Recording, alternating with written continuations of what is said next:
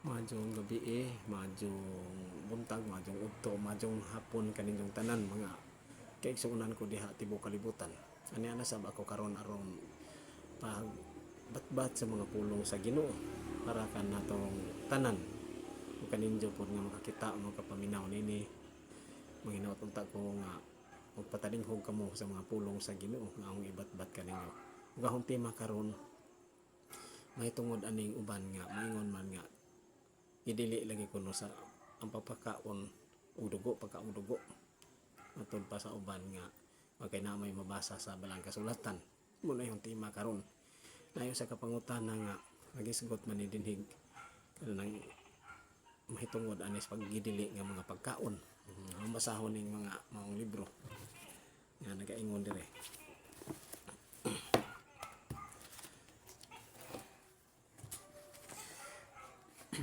Ang pagkaon ug dugo gidili sa kasulatan.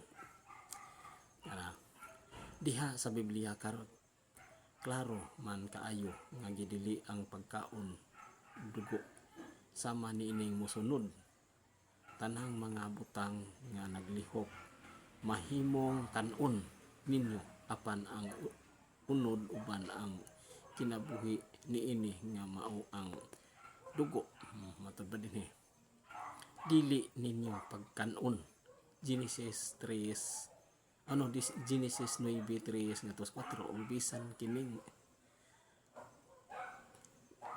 kansang katawhan sa Israel kun sa mga dumuduong nga magkaon sa dugo pagaputlon atong pagaputlon matod pa sa Ginoo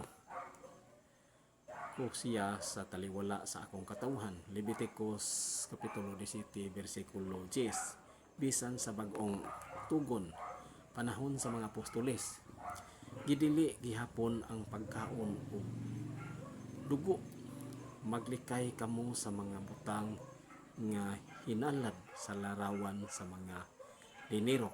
Kanabang mga hinalad nga mga pagkaon sa larawan sa mga binuhat og tawo mao na ibot pasabot dinhi nga ang giila nga mitawag nag Diyos. Gikan sa dugo o gikan sa pakigilawas kung kini matngunan ninyo kini makaayo kaninyo. Buhat kapitulo 15 bersikulo 29 hanggang 30. Nganong ang mga Katoliko mukaon magdugo tubaga kini palihog ang tubag nini diya sa ubos. Tubag ko na to ni bisan sa daang tugon nasayra nato nga adunay mga kaugdahan kung usaban ang mahitungod sa pagkaon pananglit ang imong gisgutan sa Genesis 9:3 ngadto sa 4 nga giingon apan ang unod uban ang kinabuhi niini nga mao ang dugo dili ninyo pagakanon. Sanglit ang mga tawo kaniadto vegetarian kun ang mga utanon ray kanon. Genesis 9:3 mahimong kalanon alang kaninyo ang mga utanon ug mga balili nga gihatag ko kaninyo. Unya sa Leviticus 11 mahimo na nga makakaon ang ubang mga unod sa mga hayop. Kining sugua nga ngingong dili nga ni ipakaon ang karne apit nga ang dugo mao na mga kasuguan sa balaod ni Moises nga ang katawhan sa Israel ini gidili gid ang pagkaon ini. Gidili nila dito sa balaod ni Moises. Ug sa bisan sa daang tugon dili kay gidili gayud sa pagkaon og dugo. Daang tugon matod pa dunay mga higayon nga ipakaon ang dugo nga wala isulod sa balaang puloy-anan. Sa ato pa na day mga kuan kanang dugo nga kanang pagkakanon pod ug ang nga isulod sa balaang puloy-anan. Kana bang mga balaang puloy-anan mo ang balay ang puanan ang buto sabot ani. Katungdanan gayod ninyo nga kanon ninyo unta didto sa sulod sa balaang puloy-anan ingon sa akong gisugo. Leviticus 10:18. Ay mo lagi din kanon alang sa mga nag-alagad sa altar makahimo sa pagkaon sa mga halad alang sa sala didto sulod sa balaang puloy-anan lakip na niini ang dugo. Anay pakaon lagi ni puna. Mga Israelitas nangaon og dugo wala makasala. Dunay mga Israelita panahon ni kuan Hari Saul nga nag-ihaw to sila o mga hayop gikaon nilang dugo pero wa sila makasa. Unya nga naman nga moingon man nga ang uban dili kuno pagkaon ang dugo makasa tag mukaon tag dugo. Pero klaro man kaadtos panahon ni Hari Saul nga ang kuan wa man sila pakasad ang Ginoo nag-ihaw sila og mga hayop ilang gikaon ang dugo. Mabasa na to sa 1 Samuel kapitulo 14 bersikulo 32 hanggang 41. Padadyon ko. Alang sa mga katawhan nga wala maghalad sa altar gidili kanila ang pagkaog dugo. Sa ato pa katong mga katawhan nga wala maghalad sa altar gidili kanila ang pagkaog dugo kay gigamit kini alang sa pagtabon sa sala. Sa ato pagkuan kini gigamit ang kuan kanang dugo pagtabon sa sala. Buto sabot nga maka kuan kanang murag ang sampung sabot ni pagtabon sa sala mo ni ilang gamiton kanang gamiton nila paghalad para sa mga sala.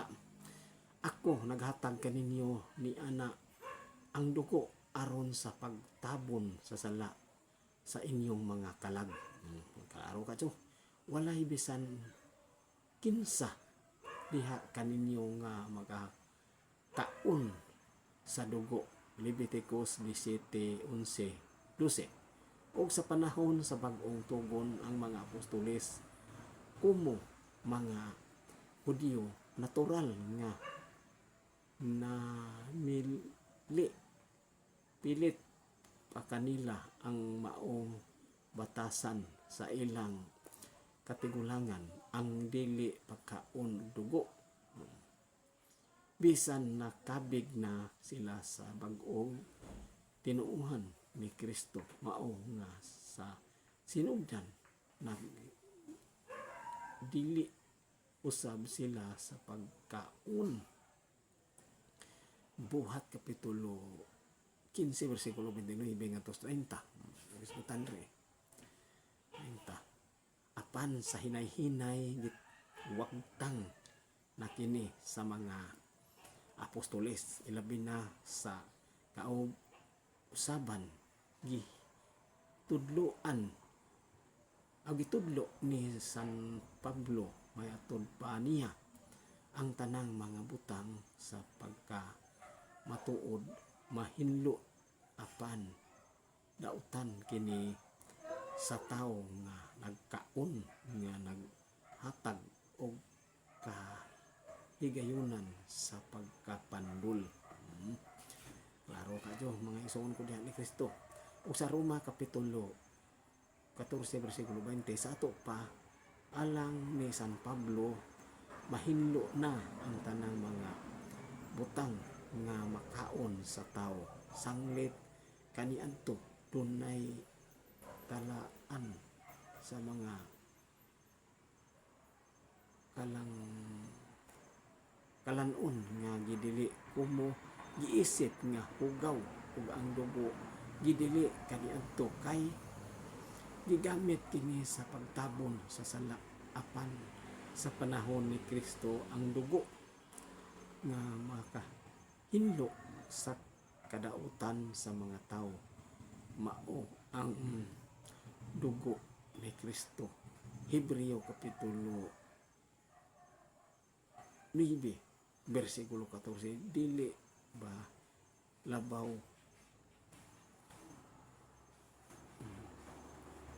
labaw pa ang dugo ni Kristo nga maghinlo sa inyong kaisipan. Gani sa bag-ong tugon gipasabot ni Kristo sa pagpakaon sa iyang unod ug sa pag-inom sa iyang dugo diha niingon siya, gawas kon mukaon kamo sa unod sa anak sa tawo ug muinom sa iyang dugo, wala kamoy kinabuhi diha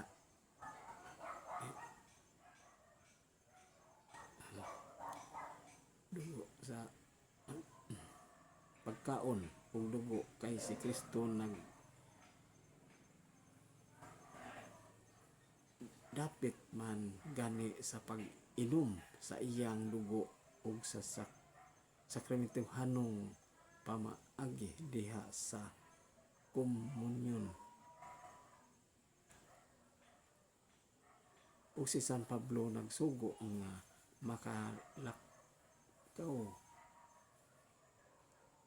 makakaon na bisan ug unsa nga maalakala makaon nga gibaligya sa tiyanggihan ug nabuang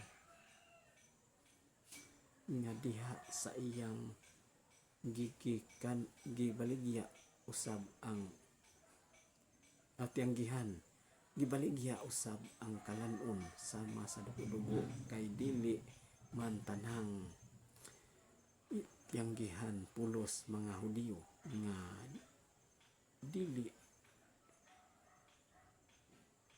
dili makaon ug dugo-dugo ang baligya ni ana ang sugo ni San Pablo.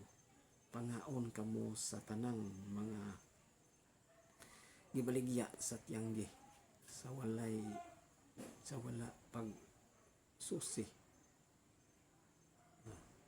tungod sa kaisipan kay iya sa Ginoo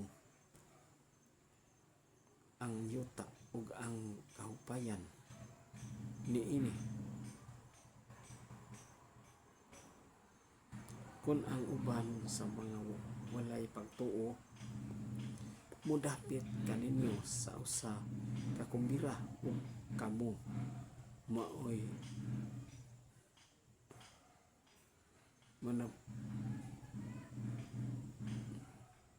mukaon kanus-a ang tanang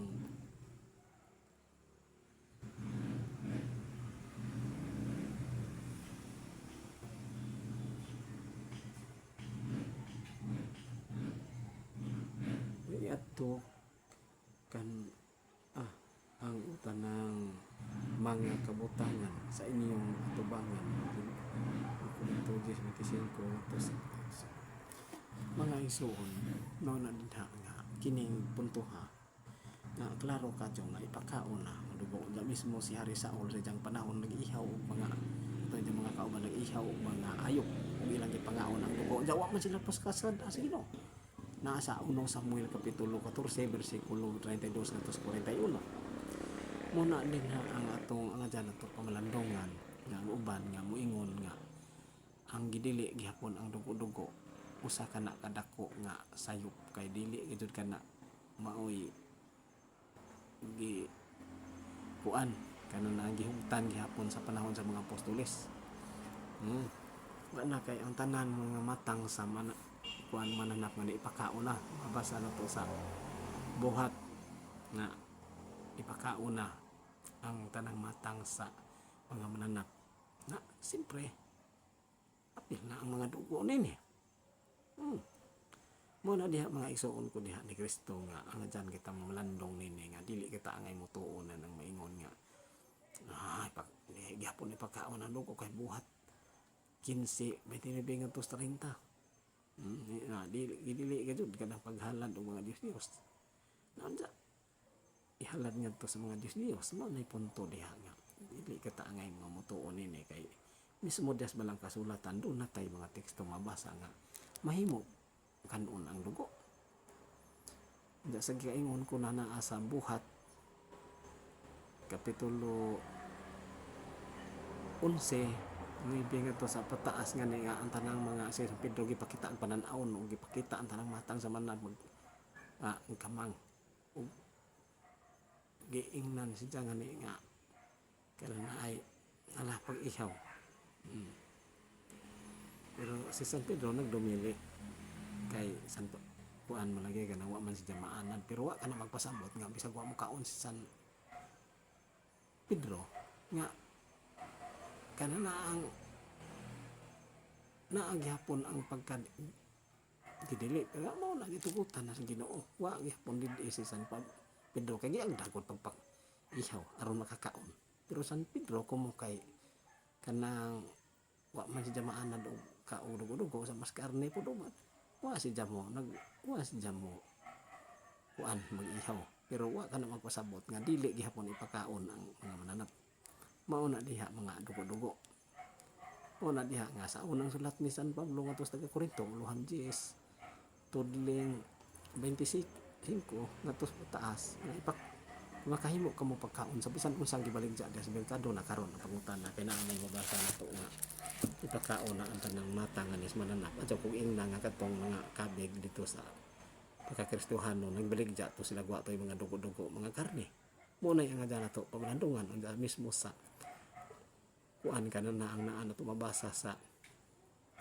kana na ang San Marcos kapitulo 7 bersikulo 14 ngadto sa 19 nga ingon si Jesus nga dili ang mosulod may makahugaw sa tao kung dili ka tumugawas gikan kaninja klaro kadyo nga katuloy mo gawas kay gikan sa kasingahon daw tang mga hunakas mapagpanapaw sa pagpang butang-butang pagpangawat ug uban pa mo tay makahugaw sa tao mao na diha mga isuon ko na ni Kristo nga nag kuan na kadyon ipakaon na ng mga kuan mga sama ng mga dugo-dugo ug mananap amen.